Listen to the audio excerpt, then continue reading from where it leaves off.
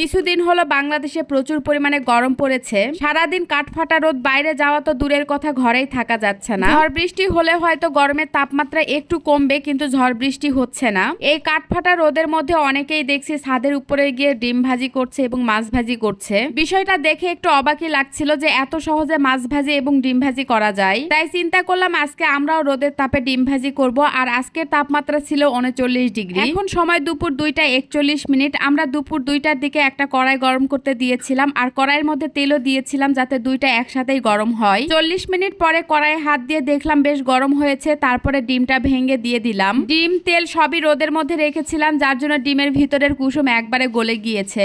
ডিম দেওয়া হয়ে গেল, এখন আরো ঘন্টাখানেক অপেক্ষা করব, তারপরে দেখবো আসলে ডিম ভাজা যায় কিনা। পুরা ছাদে প্রচুর পরিমাণে রোদ ছিল, আর এই পাশে একটু ছায়া পড়েছে। 1 ঘন্টা তো অনেক সময়। অপেক্ষা জিনিসটা আসলে অনেক কঠিন, সময় কোনোভাবেই যেতে চায় না। ফ্রিজে